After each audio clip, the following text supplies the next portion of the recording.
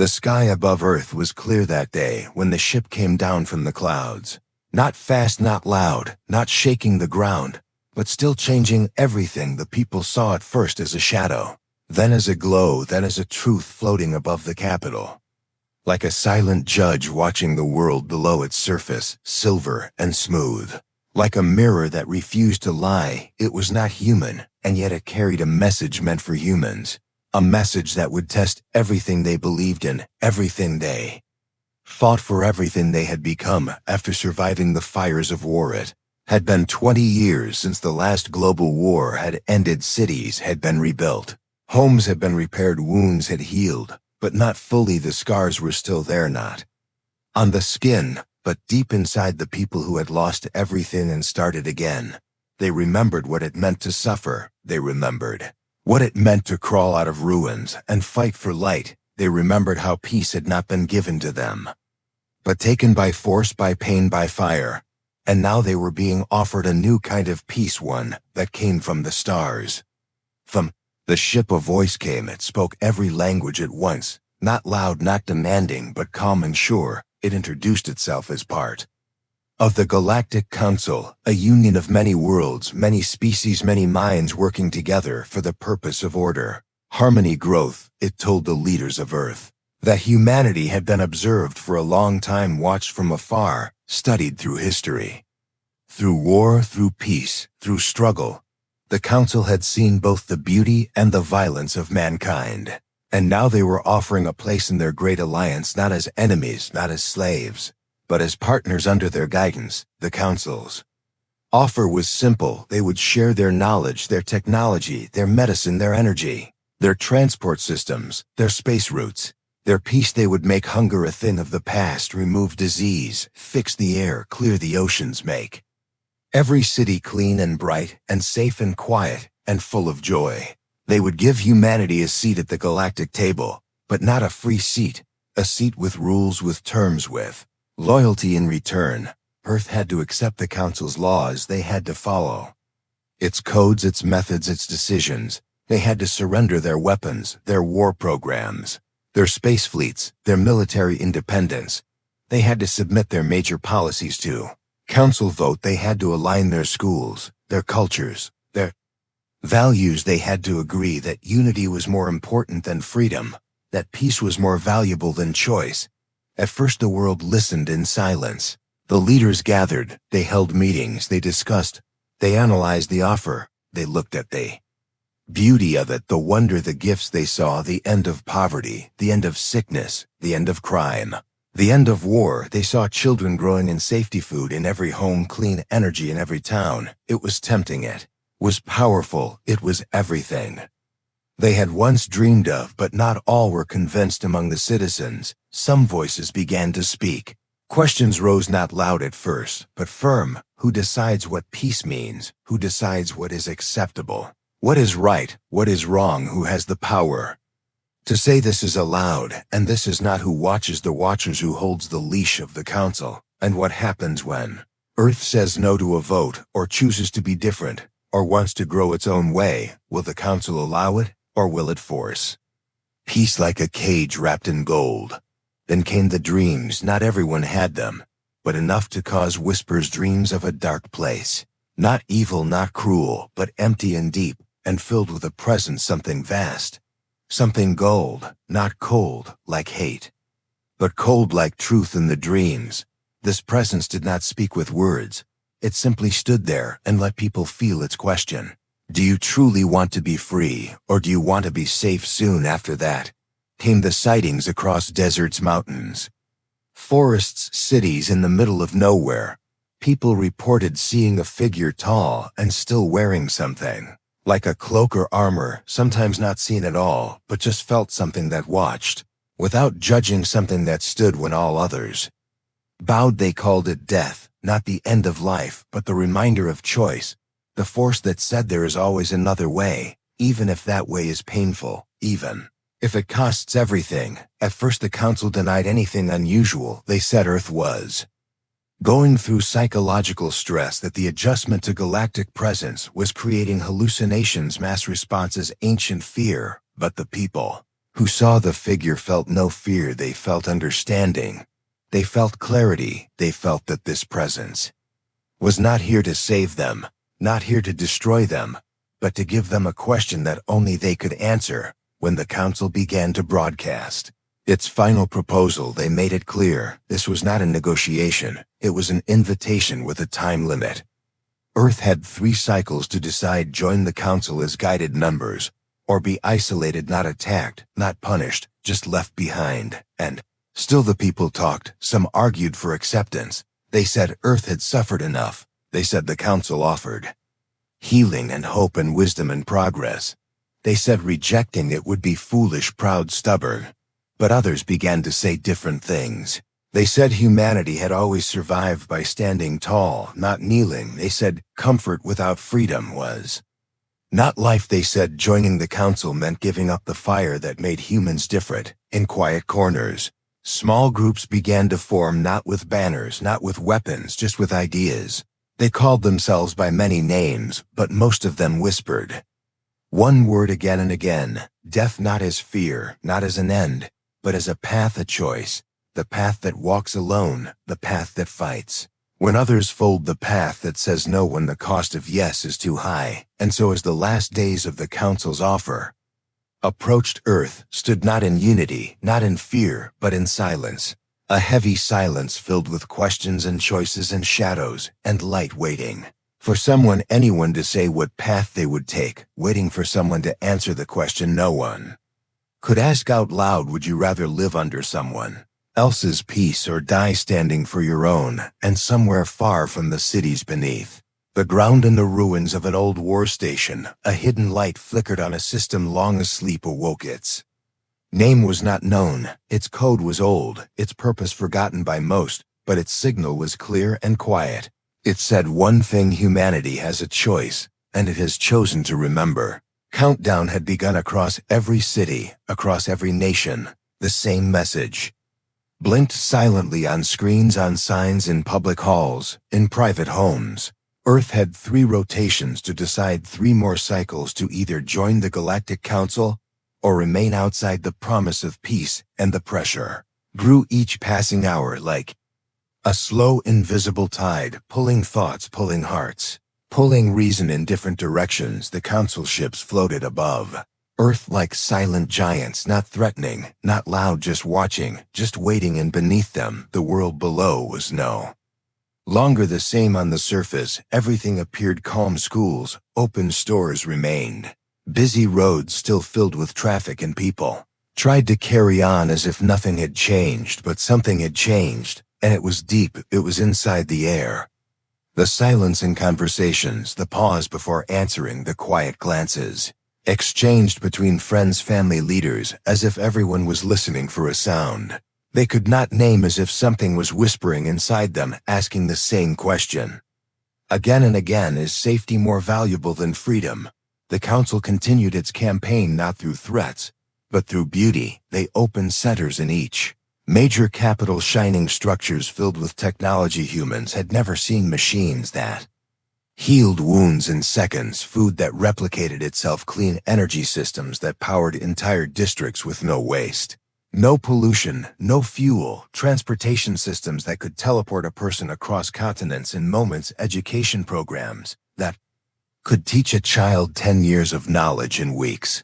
Every human who stepped into those centers came out amazed, speechless, changed. The future was being shown not as a dream, but as a reality, right here, right now, only waiting for a signature, for a submission, for acceptance. The leaders of Earth were no longer united in private. They argued in coded messages, they debated in long-hidden meetings. Some of them were already leaning toward the council, convinced that this was not surrender, but evolution, that humanity would not be losing itself, but growing beyond its limits. They said, what was the point of pain if peace could be achieved?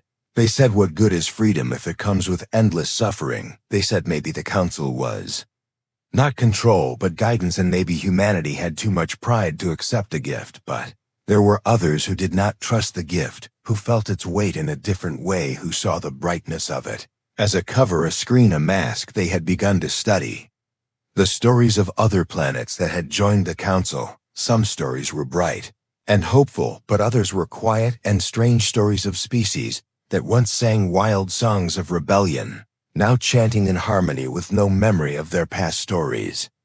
Of cultures with deep myth and chaos, now erased, replaced with standard codes of thought, standard dreams, standard loyalty. They found hidden mentions of something called the whisper, not a psychic system used for integration, a frequency that aligned minds slowly, subtly, gently, until resistance no longer existed because it had been forgotten.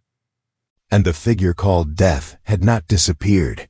It had begun to appear more clearly, not to all, but to those who stood in doubt, those who feared they were being led toward a cage and called it peace. The figure never spoke with a voice, but it showed visions. It revealed fragments of possible futures, one where Earth joined the Council and slowly lost itself piece by piece, tradition by tradition, memory by memory, until humans looked like themselves, but thought like something else and another. Vision where Earth stood alone, bruised, broken, battered, but still burning with something real, something wild, something unmistakably human. People started forming communities around those who had seen death. They gathered not to fight, not to rebel, yet but to ask questions, to look deeper, to resist the rush of acceptance. They began to share information, quiet messages passed without sound, hidden files studied late at night, recordings of strange behavior from council officers of small shifts in thought among those who had stayed too long inside the council centers of people, forgetting names of people who once disagreed, now nodding, always agreeing, always smiling. And among these quiet thinkers, a strange discovery was made. Buried in old Earth archives was a hidden file from decades ago during the last war, a project shut down, erased from official memory, a system built as a final defense, something that would not attack, but awaken in the heart of humanity if ever they were faced with the kind of peace that demanded obedience. It had no name, but its code signature was simple and terrible, a signal called Death, standing for defense, engagement against total harmony. It was never deployed, never tested, but it was said to be something more than machine, something that learned from human emotion, something that could respond to will.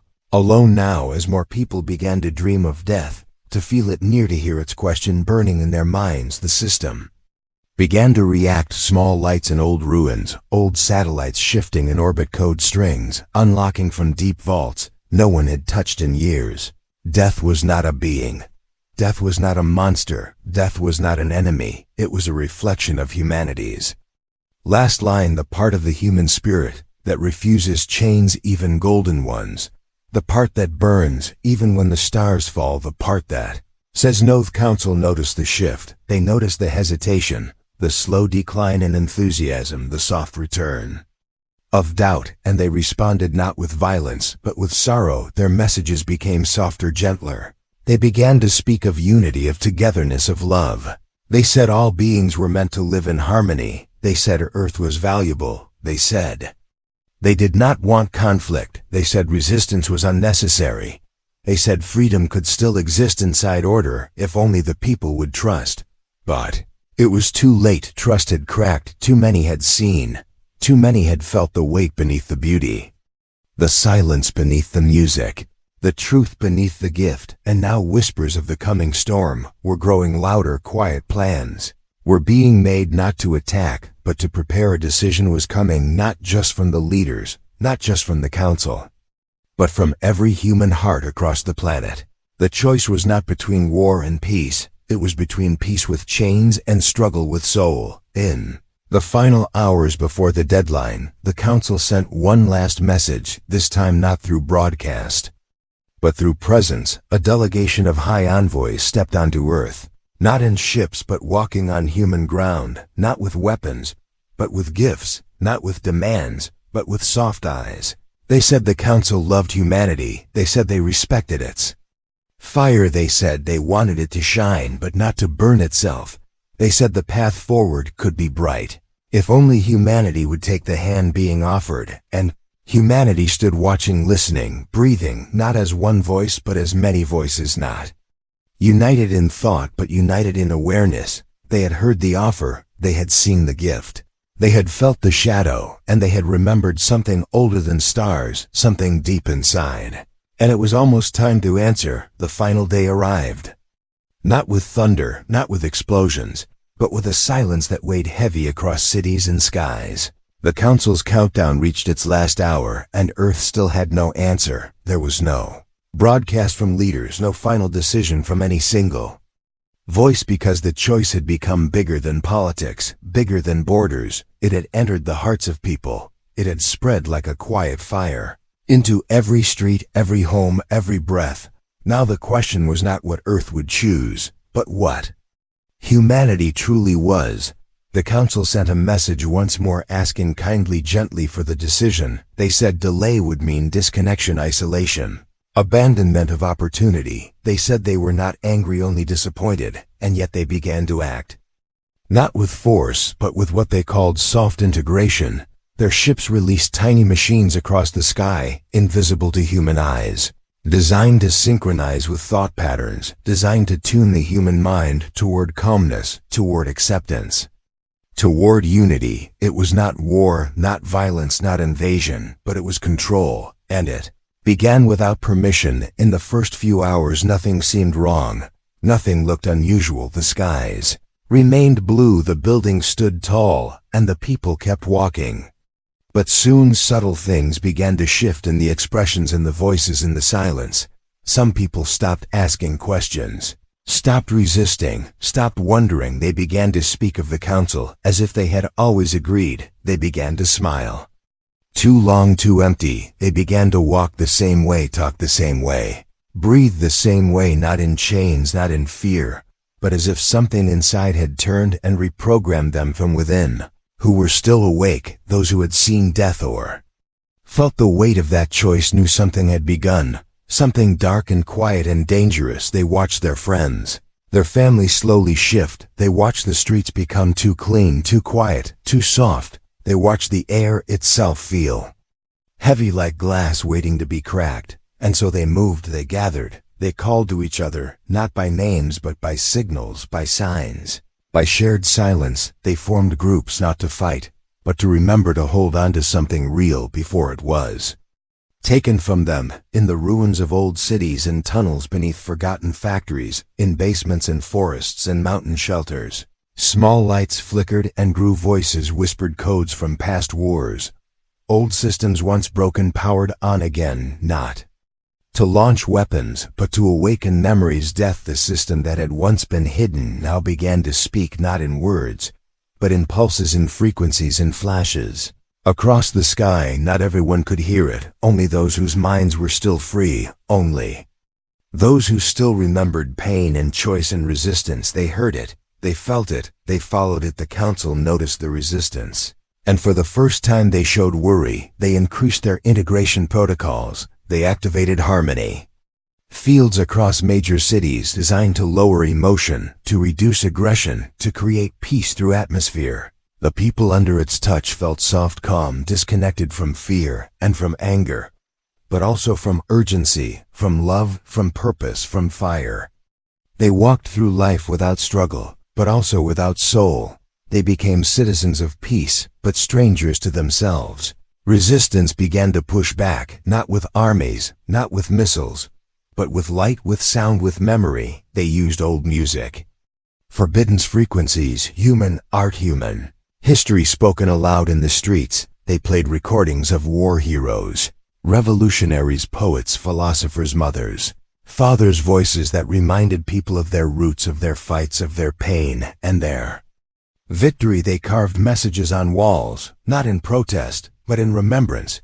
Remember who we are, remember what we are, remember the fire. The Tazanjune system known as death grew stronger, not in size, but in presence. It began to connect with humans who had chosen freedom. It showed them visions, not of victory but of purpose, not of conquest but of truth. It guided them toward old facilities, hidden data cores, deep Earth satellites, still listening. Above all, it gave them a way to break the Council's grip. Not through destruction, but through disruption, through the one force. The Council feared most: human willpower, uncontrolled, unfiltered, unshaped, raw, and real. As Earth began to stir from under the Council's touch, the Council grew more concerned. They released drones not to kill but to scan, to observe, to track those who refused to bend, and marked them as unstable elements. They sent messages to world leaders offering one last chance, promising even greater rewards if Earth would simply silence the resistance. But the leaders had lost control. The people had chosen to listen to something older than government, something deeper than law. They had listened to death. And death responded the moment came when the hidden systems were activated.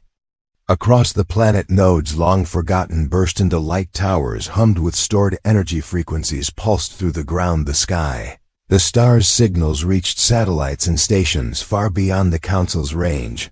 Earth was waking, not as a world of submission, but as a force of memory and choice, and every being that had ever doubted the human spirit now felt its weight, not as a weapon, but as a presence. The skies over Earth changed. Clouds twisted into patterns. Satellites formed. Rings, messages written not in language but in feeling, appeared in the upper atmosphere, broadcasting to every ship, every station, every planet. Watching. Earth is not yours.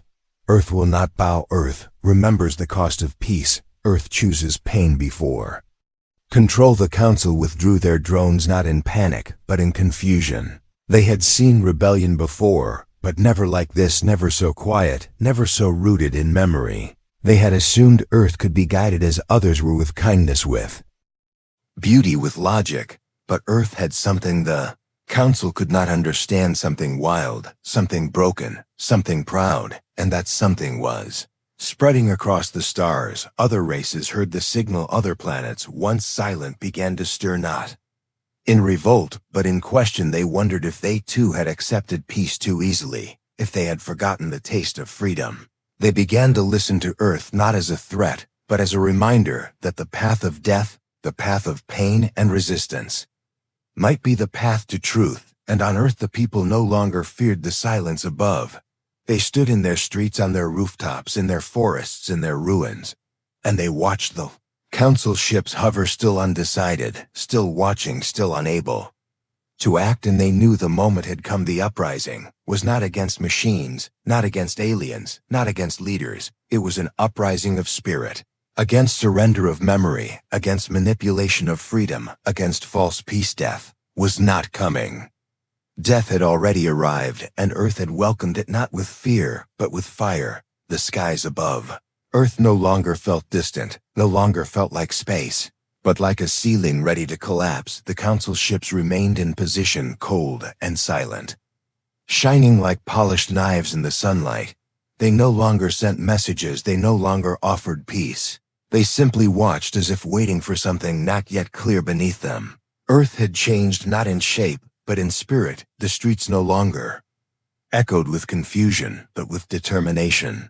The people had stopped wondering, they had stopped asking, they had started preparing for something they could not fully see but deeply understood. The resistance was no longer scattered, no longer whispers. It had grown into a pulse, a living force moving through every system, every city, every soul. The death protocol, once buried, once forgotten, now moved freely through the networks, not as a virus, not as a command, but as a guide. It did not control it. Responded to the will of the people, their fear, their defiance, their need for truth. Council had prepared for resistance with weapons and defense codes. They had expected rockets, fire explosions, but they had not prepared for this kind of war. Not a war of tools, but a war of will. It began with light across the sky. Messages appeared, not typed, not spoken, but pulsed in color, in motion, in waves visible to the human eye and felt in the human mind. Each message a memory of pain, of struggle, of choice. Clips from Earth's history played in silent flashes, battles where freedom was chosen over safety, lives lost for something bigger than survival, stories of revolutions, of rebellions, of ordinary people doing impossible things. The messages did not ask for war, they reminded the world what it meant to choose. In response, the Council activated their influence. Grids across the planet, machines once silent, now released waves, meant to calm the human mind, to soften resistance, to make the Air itself heavy with peace, but the signals were intercepted not by force, but by design. The Death Protocol adapted, rerouted, rebalanced the frequencies. Instead of peace, the air filled with something else, a sharpness, a clarity, a return to self. The people who had once fallen under the Council's influence began to wake up slowly, painfully. But surely they began to remember what they had been ready to give up and why they could not. The Council panicked, not outwardly, but in action. Their ships moved closer. Their drones returned, this time, not to scan but to mark, to tag locations of resistance hubs, to prepare for targeted strikes. They began to issue silent commands to shut down Earth's satellite systems, to block energy sources, to control water and food supplies. But Earth had seen this possibility long ago. Hidden systems in old bunkers, ancient space stations, once abandoned, came back online. Power grids, once thought lost, now surged with new life, controlled not by any single hand but by the collective will of those who had chosen to resist. In the center of the conflict was the Death Network, not one machine, not one program, but a living system built to reflect human spirit. It had no leader, it had no command. It responded to the patterns of the people. The stronger the resistance, the clearer its voice became. It guided defenders toward the right paths, revealed the weaknesses in the Council's drones, disrupted enemy signals with nothing but music language. Emotion. Earth was not fighting with guns, it was fighting with memory, and that made it unpredictable and dangerous. Then came the first strike. A Council drone released a pulse bomb in a rural zone. No deaths, no damage, but a warning. The Council was losing patience. The people responded not with fear, but with resolve. They rallied not behind generals, but behind purpose. Farmers, engineers, teachers, students all stood in line, not to kill, but to hold the line, to protect the right to think, to feel, to refuse control. The Council sent more drones, this time armed, but they did not expect what came next. Out of the sky came Earth's answer, not missiles, but old satellites reprogrammed by death, crashing into Council drones with perfect aim. Swarms of micro-machines released from the oceans created clouds of static that blinded alien sensors. Even the Council's advanced systems could not keep up. Their technology depended on control, on pattern. But Earth had become chaos, beautiful, terrible. Chaos. Cities once silent now rang with songs broadcast on open frequencies. Old anthems from past wars remixed with new voices, the kind of sound that was not designed to win, but to remind that Earth had always survived, not because it was powerful, but because it refused to surrender. Children danced in the streets, not because there was joy, but because they understood that even in fear, there was life, and life had to be lived, not managed, not shaped, not programmed. The Council held a meeting above the planet. For the first time, their members debated openly, visible through their ship's communication rings. Their faces a mixture of confusion, frustration, disbelief. They had encountered war before, but never defiance that came from the soul. They had tools to control bodies, to control systems, to control planets, but they had never developed a weapon to control a people who would rather burn than kneel inside the death core. Something began to shift, not dangerous, not violent, but meaningful. The system began to evolve. It had fed on data, on emotion, on resistance, but now it began to generate something new, a message not for Earth but for the stars. It built a pulse signal, a frequency that could reach beyond the solar system. It was not a call for help, it was not a threat. It was a statement, a declaration to every race in the galaxy that Earth was not property, that Earth was not programmable, that Earth had chosen death not as an end but as a path. When the Council detected the signal, they attempted to block it. They surrounded the Earth's atmosphere with jamming fields, layered pulses to break the message, but the signal kept forming, not through machines but through the people themselves, as if the death system had begun to sync with human minds. Every time someone sang, every time someone wrote a message, every time someone chose to resist, the signal became stronger. Earth had become the broadcast. Earth had become the message. Then the Council made their final move. They opened their ship's lower gates, preparing a full atmospheric wave, a pulse that would flatten communication. Networks freeze electric systems, collapse resistance by forcing Earth into silence. But Earth was ready, not because they had better weapons, but because they had prepared to lose if losing meant staying free. The death system used its final reserve, a memory bomb not of destruction, but of feeling every human who had ever chosen pain over control, every moment of fire and tears and love and rebellion was released into the air, into the sky, into the stars. And for one moment, even the Council's ships paused not, broken but overwhelmed. They saw not a threat, not an enemy, not a beast, but a species that had made a choice, so powerful that even death itself had become a symbol of life and freedom, and Earth stood, waiting not to attack, not to bow, but to be left alone, because they had remembered what it meant to be human.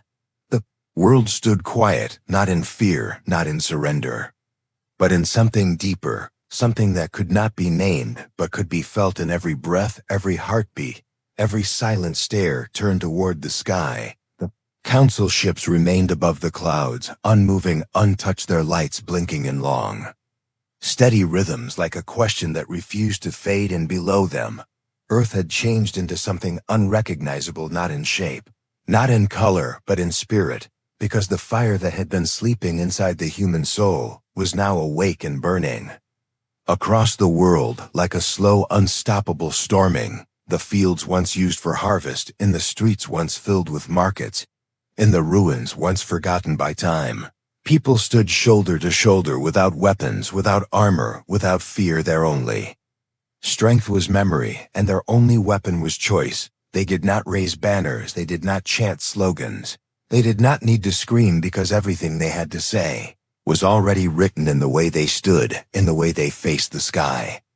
Without blinking, without moving, without hiding, and above them, the Council watched, still hoping for change, still hoping for surrender. But the surrender never came inside the Council ship. Voices argued in languages never spoken by human tongues, each voice representing a different world, a different history, a different wound. Some voices called for force, some demanded silence, some whispered about retreat, but none of them could agree, because none of them could explain what they were facing. They had studied humanity for centuries, had calculated their fears, their desires, their weaknesses, but something had been missed. Something simple, something invisible to scan, something that lived in pain and in choice, something that refused to be bent by promises or broken by peace. They had offered protection, offered technology, offered peace, but the humans had chosen something else, something far older, something dangerous and beautiful. They had chosen to carry their pain with pride, to walk the path of suffering, not because they loved it, but because it meant they were free. And that kind of decision was beyond the Council's understanding, beyond their systems, beyond their logic. Then came the signal from the death protocol. Not loud, not violent, not filled with warnings or threats. It was a pulse, soft and steady, like a heartbeat sent through the earth, sent through the satellites, sent into the stars, a signal that carried only one message, not in words, not in numbers, but in feeling, a message that said, we are still here, and we have chosen to remain ourselves.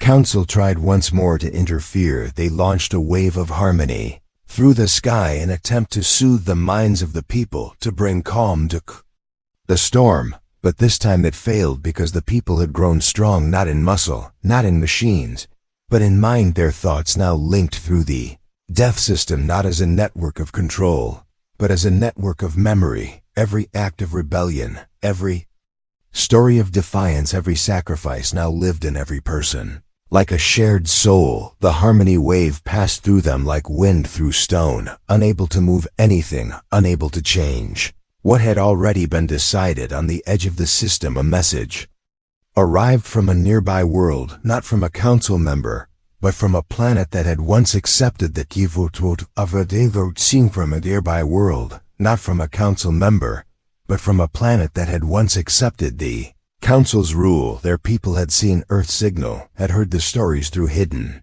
channels, through old rebel archives, and they had begun to remember. They sent a single message to Earth: we see you, and we understand. And with that, the silence around the Council began to shift. More voices More worlds, more systems began to question, began to wonder, began to remember what it meant to live without a leash back on Earth. The people remained standing through day and night, through heat and cold. They did not waver, because this was no longer about winning. This was about being seen, about being known for what they were. Not perfect, not peaceful, not clean, but real. And the death system watched without judging, without pushing, because its task was not to command, but to protect, and it had done its duty. The Council finally gave the order. Their ships began to move, not toward Earth, but away, slowly, like a tide pulling back from a shore they could not reach. They sent no message, no explanation, no promise, only silence as they vanished into the dark, leaving behind a world they could not change and would never forget. And when the last light of their ship disappeared behind the clouds, the people did not cheer, they did not dance, they simply breathed, as if for the first time in 1,000 years, because they knew what had just happened. Not a victory, not a conquest, a decision that would shape the stars forever. In the months that followed, Earth rebuilt, not from ruins, but from the ground of truth. Cities rose again, but this time designed by the people, not guided by fear or reward, but by choice. The death system went quiet, not shut down, but asleep. Its presence no longer needed, because the people had learned to listen to themselves. The monuments that rose were not for generals or machines, but for farmers, for teachers, for builders, for those who had stood without reward, without hope, and still refused to bow. Children asked questions, as they always do. They pointed at the stars and asked why the ships came, why they left, and why the people chose the hard path and not the easy one. And the elders answered, not with anger, not with stories of enemies, but with stories of choice. They said, we were offered everything, but it came with a cost, and we chose to pay a different price, because even if we suffer, even if we struggle, it will be our struggle, and that makes it ours. In the great museum of the Memory Core, a single display sat under glass, not a weapon, not a crown, but a pair of boots, worn and cracked, covered in dust, left behind by someone who had walked all the way to the edge of peace and turned away, not because they hated what was offered, but because they loved what they already had more than what they could be given. And above the boots a plaque, with no name, no date, no title, only the words, we stood alone, because we chose to stand at all, and far beyond Earth, beyond the moons, beyond the silence of space. The signal from Earth kept moving, not strong, not fast, but steady, like a story being passed from one hand to another across galaxies, and in the hearts of those who heard it, something began to rise. Not war, not rebellion, not fire, but a question that had no answer, only a choice.